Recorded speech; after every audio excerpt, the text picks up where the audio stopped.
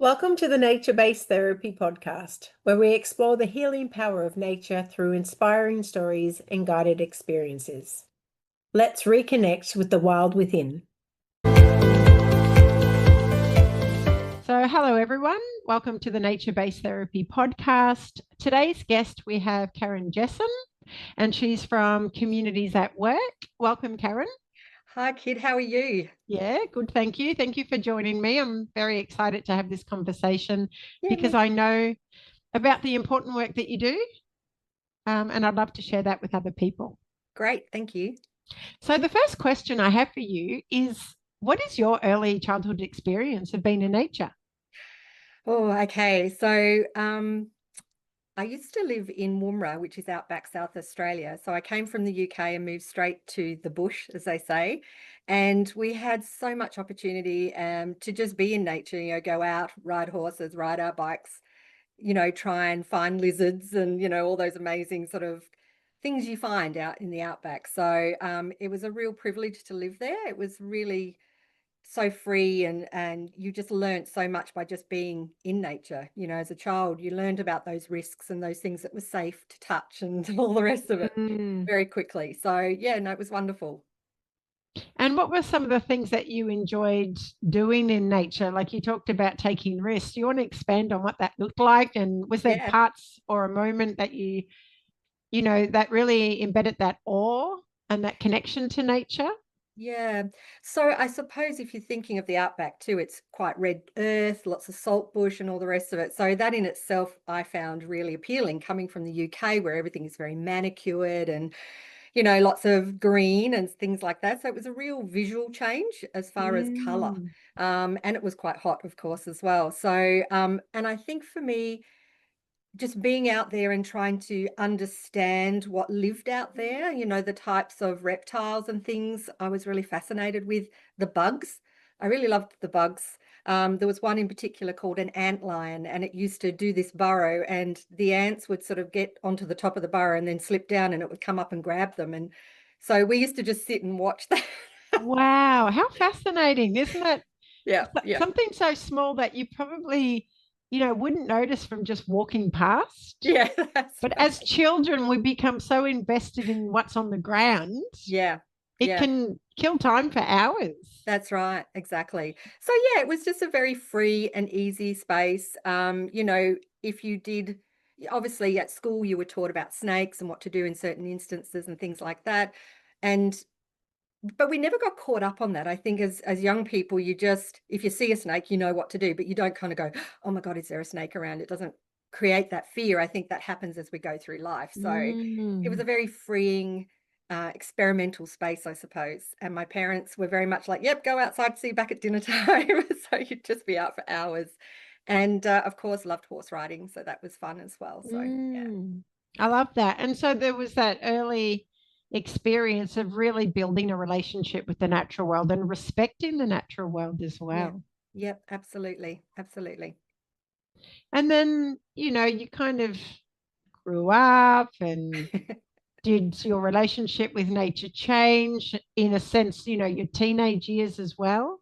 Yeah, yeah. I think you sort of draw away, well, I found for myself, just circumstances, we were sort of drawn away from nature a little bit, life became a bit more sort of serious, I suppose, and you sort of caught up in that whirlpool of what adults are going through and all the rest of it. So we moved around a little bit, life changed. And yeah, I think my focus was more on just being a teenager and coping through those years as well, because it's quite a turbulent time for some people and, those relationships and, supporting friends and things. So I found I didn't get into nature as much and that time was very much around internalizing, I suppose, rather than just being present. And yeah, there was always lots happening. So yeah. Mm. And I wonder what would it be like if those times when we go through a teenager where we're internal and we're going through those changes in identity, if nature could have been therapeutic for us then. Yeah. If I would have known like then what I know now, I would have known what to do for self-care, but also for my friends. But, you know, uh, yeah, that's just the way it was. And I think, you know, we develop into the people we are by those experiences we have. And at that time, you know, nature was just not that focused. It didn't mean I ever lost it, in the sense that I always loved my garden and things like that, and being outdoors, but I just never used it in the same way, I suppose. And it didn't give me that same sense of freedom as it had when I was younger. Yeah, 100%.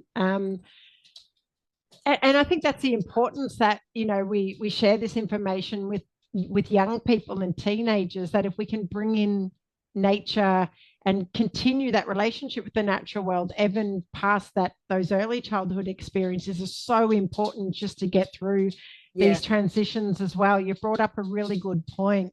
So that kind of leads me to the next question. Why did you decide to study nature-based therapy? What led you to this? Yeah. Okay.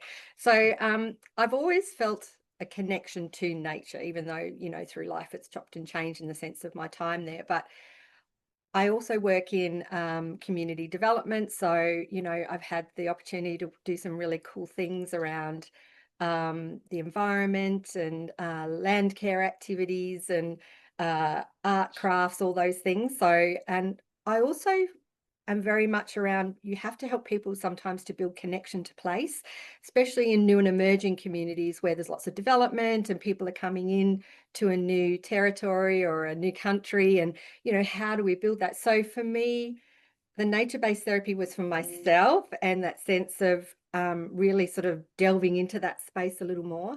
But it was also to looking at opportunities to enhance the work I do and to bring a different perspective through the activities that we do through my work.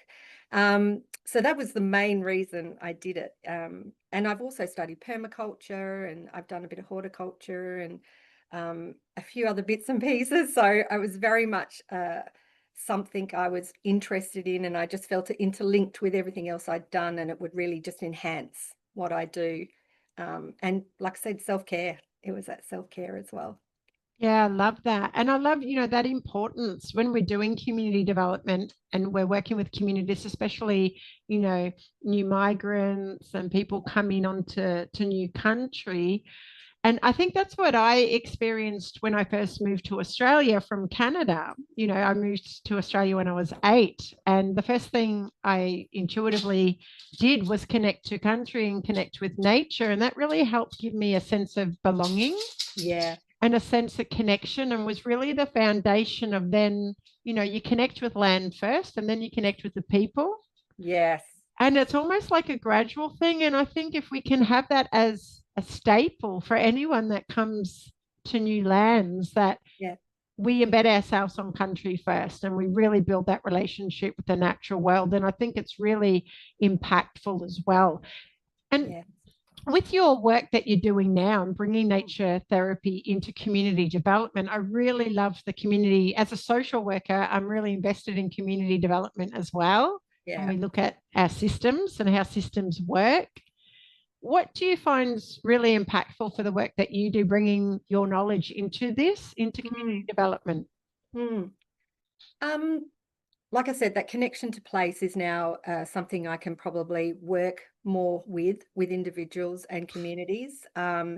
Always sort of touched on it, but now I suppose I have the confidence, and through the knowledge I learned through studies, I've been able to sort of really use some of those skills to enhance that experience for people. Mm. Also developed some new activities, like there's one we have called a window into wellness, and it was around how can we provide opportunities for people to come together and build a connection with each other, but also learn some new skills for themselves around self-care, you know, what to do for themselves if they're feeling stressed, and, you know, some simple activities. So, you know, like nature journaling is one we do a lot of, nature weaving, all of those things.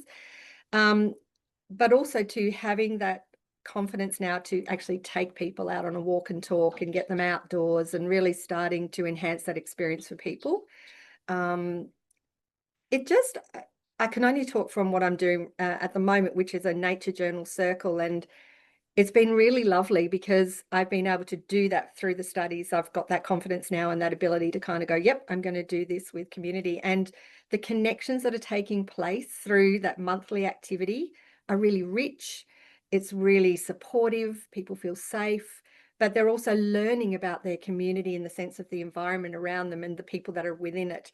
Because we go Mm. to different locations, we become curious, we start to look at things differently. So that's been really wonderful, because I wasn't ever doing that myself, if you know what I mean. I was getting maybe someone to come in and run it, but now I can do it on a more regular basis, and that Mm. consistency of delivery, that opportunity, people look forward to it.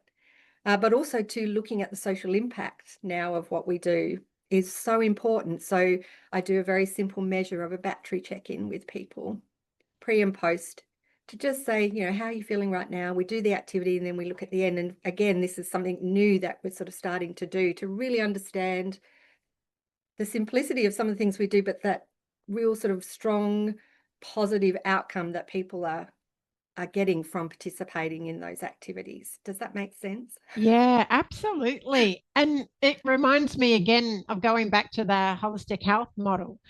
And this really ticks all the boxes when we look at what is holistic health care. We look at social connections, the social, we look at environment, connection to Yep, country. yep, I'm assuming there's a spiritual element here as well. And yep, it improves mental health, emotional health, physical yep, well-being when we're talking about self-care, financial, occupational. yep. And I like that you mentioned being curious, Mm, and it's like it gets people to start to think critically as yeah, well, being yeah, curious and critical thinking. And these are things we can bring into our everyday life. yeah. And I think sometimes when you just prompt people, if they haven't had those opportunities, if they've had that disconnection, the prompt's very simple.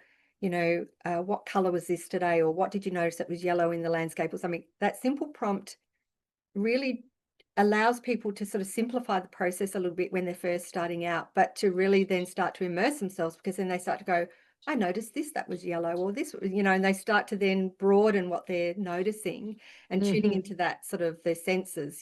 So we go through that process of sound mapping and doing some sensory stuff as well, which is really wonderful, because people often don't get that chance or just forget about it, and they start to reactivate those senses, which is lovely. Hmm. Um, the other thing too, we're very conscious of the cost of living crisis, so we keep the Nature Journal Circle free. And then if people want to commit to it, then they get a starter kit. So we're trying to support people who may not be necessarily able to go to some of those more structured and maybe more expensive kind of groups. So this is really about just keeping it simple, fun, and really meaningful in the sense of those connections to place and people.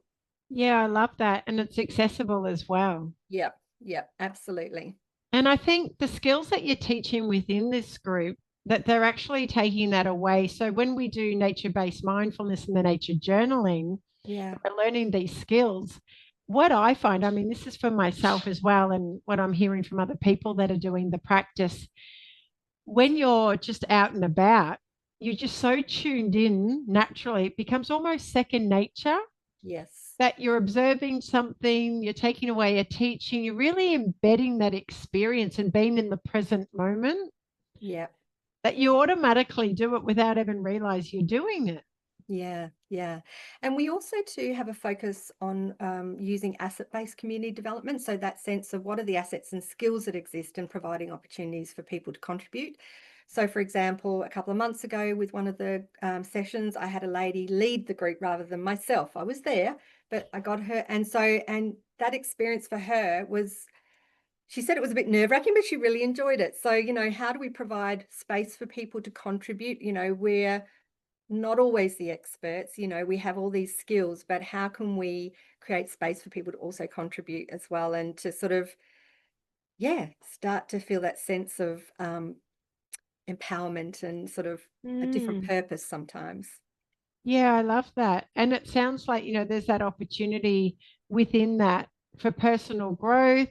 Yep, Like you mentioned, the self-empowerment, yep, and they're learning these new skills that they could take on into life in other areas, whether it's their employment or whether it's, if yep. they're going to learn new skills as well somewhere else. Yeah, and the connection outside of the formal sessions as well is really important. So we've set up a little private Facebook group, and it's been wonderful because it is only for those that are invited in through the group. So what they're starting to do is they're starting to gain their confidence and share their things on the page, and everyone's so warm and encouraging. And so you can just see people are just developing and, like you said, gaining confidence, and they're doing it outside of the sessions now, and talking to each other in between, which is all that lovely connection, that building and strengthening those connections within community, which is lovely. Which is what community development really is about. Yeah, that's exactly right. That's the core of it, really. It's the core, and you're weaving all this beautiful, nature Yeah, connection and yeah, yeah, community development together, but also there's this sense of, implementing well-being programs because we're really working with those somatic experiences yeah, yep, and supporting absolutely. people through their mental health. Yep. And the people that come to the journal are also invited to other activities that we offer. So, there's always that opportunity for them to come to different things. So for Mental Health Month, we've got some plans to do some lovely activities there. So they'll all be notified about that. And so we continue to share different experiences with them. So it's not just the nature journal, but if we have an arts therapist come in and they're running a workshop, they get to do some of that as well and pick up some skills there. So it's continual. It's not just that monthly thing. That's the more formalized sessions, but otherwise we do try to open it up for people. So it's a continuum and that sort of sense of consistency, which is important for people who might be isolated. Like they need that time sometimes to be encouraged to go out of their four walls and connect and sort of start to build that courage again to be part of community. I think COVID had a big impact on people as well. So, I think we're still seeing some of that where people are slowly starting to gain their confidence to get back out into community, and they want it, but it's that sometimes that fear, but people are getting there. Yeah, that's a really good point that you brought up. Since COVID, everything's moved to online. And so Yeah, there's a lot of programs, group programs that have been run, but they're via telehealth.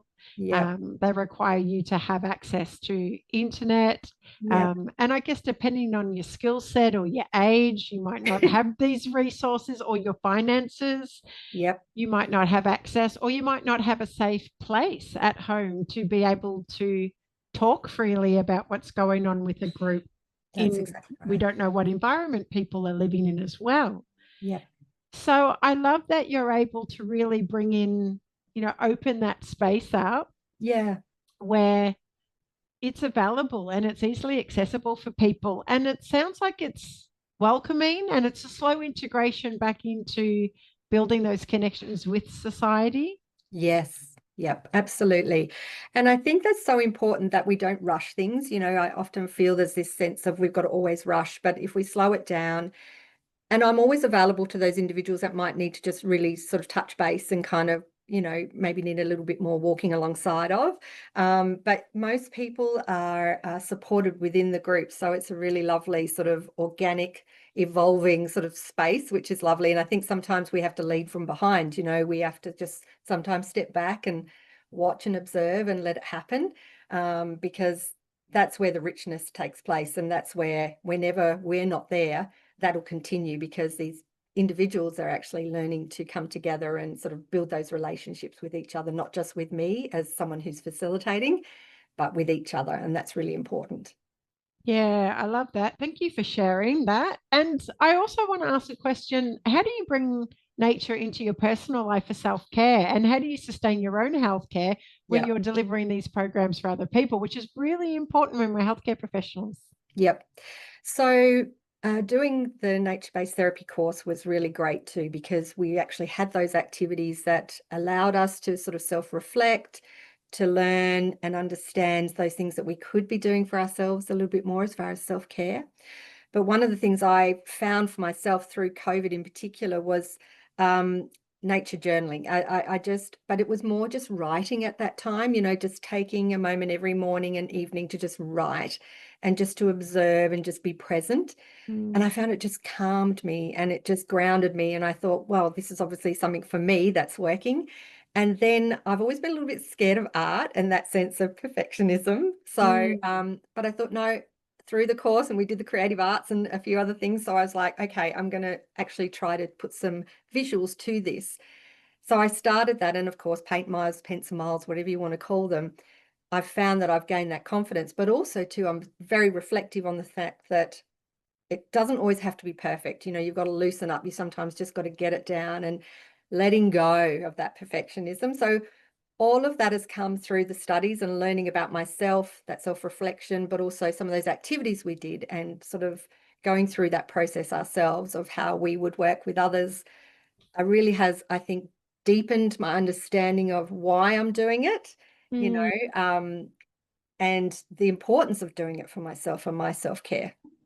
100%. And I think that's what I always say, like when you study nature-based therapy, it's just as much about personal development as it is professional development. And you Yeah. have to understand how the processes work. You have to understand what are the potential challenges that might come up. Yeah. Because these are some of the things that the people you work with might experience as well.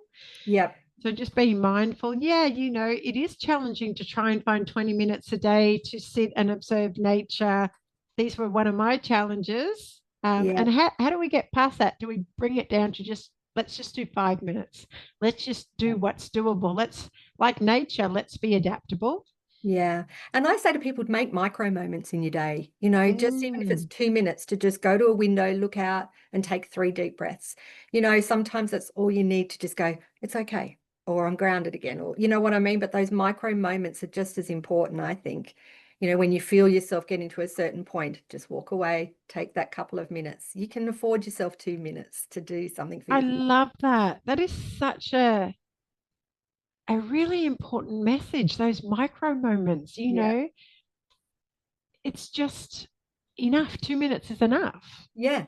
It's Yeah. just the intention, right? It's almost like if we go back, you've done permaculture and horticulture, it's like planting a seed. Yeah, but it's prioritizing yourself. Mm. We often prioritize others, but how do we say it's okay to prioritize ourselves? Because if we don't, we can't prioritize others. We can't give all the time. You have to. And for me, those 2 minutes, if you can't give yourself 2 minutes in a day, there's bigger issues. Yeah, what's going on? We've got 24 hours and That's 2 minutes. right. And even if it's just I always invite people if they've got, grass or soil or whatever's in their backyard or front yard, Yeah. take your shoes and socks off, or even before you put your socks and shoes on in the morning, just go and Yeah. do some grounding and earthing, like even Yeah. just 2 minutes. Yeah, absolutely, absolutely. And I think, the more workplaces also too, and sort of allow those things to happen and realize the benefits too, I think we'll see a huge shift in productivity and how people feel in the workplace. And but that's got to come from groundswell. I think people themselves have to push that agenda and sort of, start to Mm. support each other and go, nope. As a manager, I say that to my team. If you need 2 minutes, 5 minutes, you go do what you got to do. If you got Yeah. to just recharge. So it's got to come from that level as well, I think, to actually say it's okay to do that. Yeah, giving permission Yeah. to ourselves, but also receiving that permission from the people that we're working with. And I think, that comes back to education as well and the importance of why are we doing this? Why do we need to take that 2 minutes? Yeah. What Yep. else is going on? And again, reflecting on those 8 dimensions of wellness when we're Yes. looking at that circle and what is out of balance. Yes. And when we Yes. do the holistic health assessment, we look at, what is working, what's not working, what do we need to shift and change? And it might just be that 2 minutes could make a massive difference.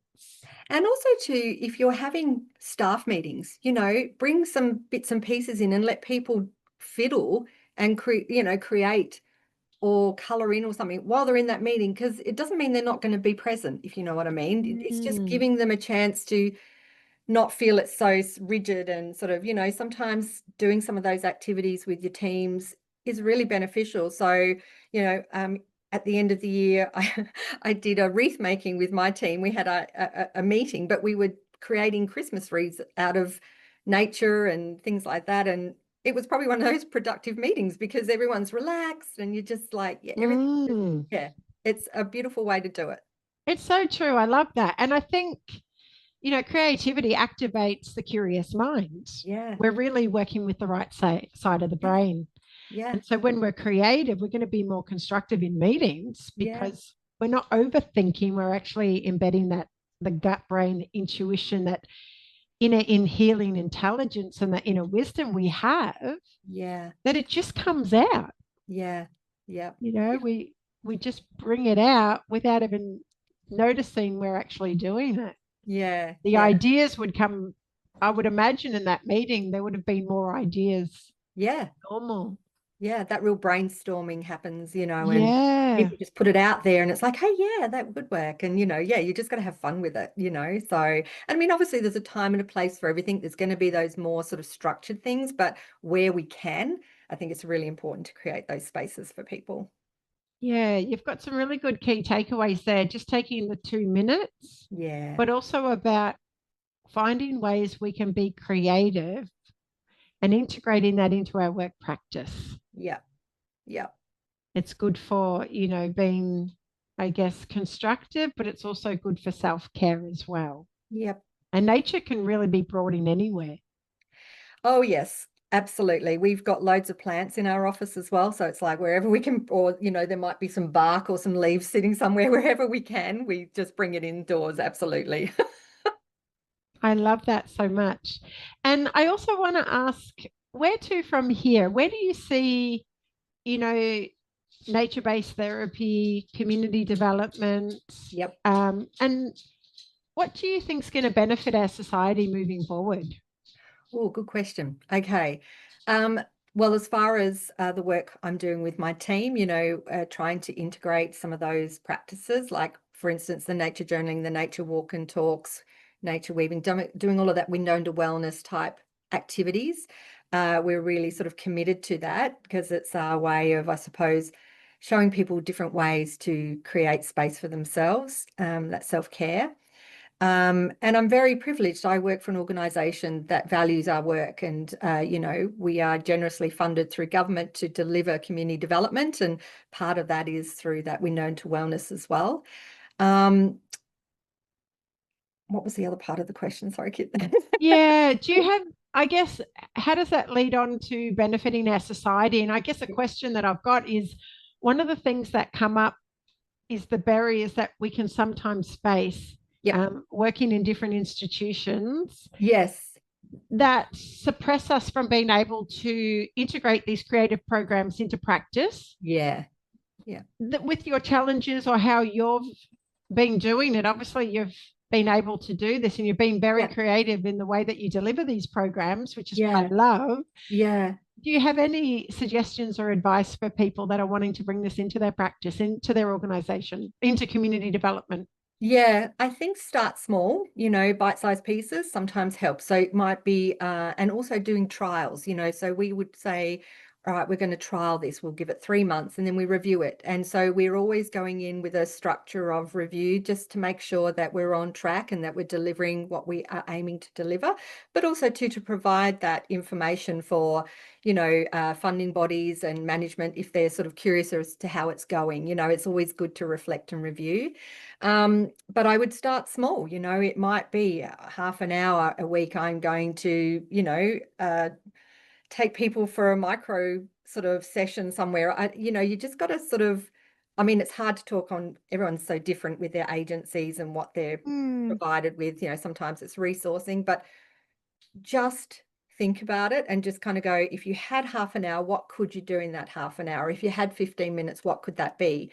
And so I think, yeah, sometimes it's really just about trying to just sit on it and think about it and just try to be creative, but also be courageous enough to have those conversations higher up. If you are someone that's working in the field and you want to get the support of your organization, put together a little plan. It doesn't have to be complicated, but just, say what you're aiming to do, the outcomes you want to achieve, that how you're going to understand the social impact of what you're doing, and be able to show that you're thinking that part of it as well. It's not just for doing it for the sake of it. You mm. actually have an outcome you would like to see achieved for the community. So that would probably be my kind of tips.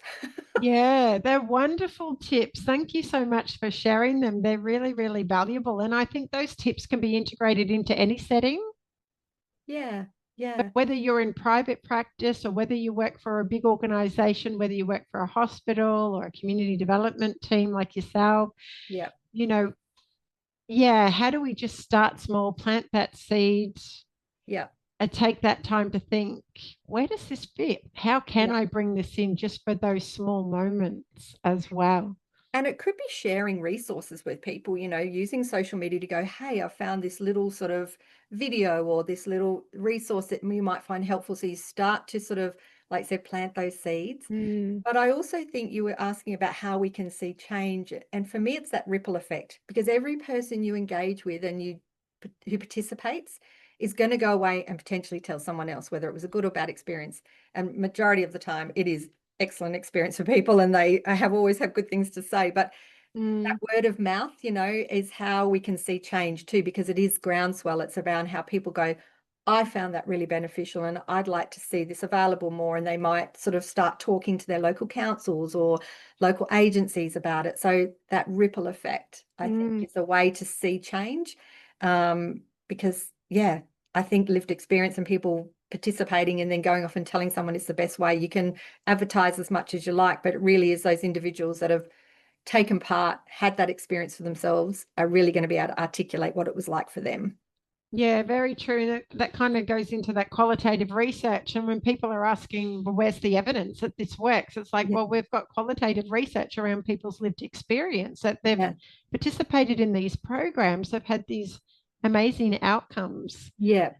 And there's the experience, there's the evidence. Yeah. Yeah, absolutely. Thank you. Really valuable as well. So get people out there, get testimonials. Yep.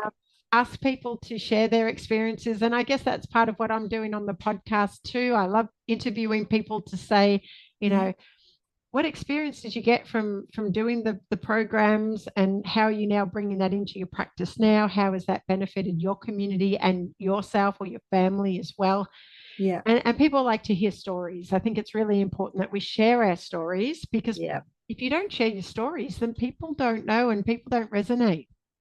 Absolutely. Absolutely. And I think storytelling historically has been around for centuries, but we sort of lost it for a while. And it's slowly coming back, I think. You know, we have the human libraries, and we use social media now, and we have, you know, YouTube. And so people are starting to share their stories more. But I think that face-to-face opportunity is invaluable as well. Yeah, thank you. And before we finish up, is there anything that you want to share about what you're doing for the future, or where you see your work going in the future? Yeah, sure. Thank you. So I am in the moment developing my own small business in relation to nature-based therapy, and offering, you know, nature journaling, therapeutic horticulture, and a few other bits and pieces. I love what I'm doing, and I'm very privileged to work for the organization I do, and to sort of do the work I'm doing. But there's always space for your own sort of creative outlets, and that's where my micro business will be. And I think, you know, I'm very much around taking one day at a time. You know, it doesn't mean you can't plan, but I don't try to go too far ahead and you know, think too much in the past, because, you know, the future hasn't happened yet. So it is that planning, but still one day at a time for me. And yeah, every day is really great because it's really different. And there's never 2 days the same. And I think that's what I love about the work I do in community development. But like I said, I think the depth of what we do, or for myself and my team, has come from a lot of what I learned through the studies. So, and that experience. So yeah, it was invaluable. Thank you. No, thank you. That's really good feedback. Well, thank you for joining us today and having that conversation of how we bring nature-based therapy into community development. And I hope for anyone listening to this podcast will take away some insights, even if it is just taking that 2 minutes. Yes. As well, and just starting small and planting that seed and being curious. Yeah. Yeah. And happy for people to reach out if they ever want to get in touch. So wonderful. Thank you so much, Karen. Thanks. Have a great day. You too. Thank you for joining us on the journey into nature's embrace. Subscribe for more insights and stories that nurture the soul. Until next time, stay grounded.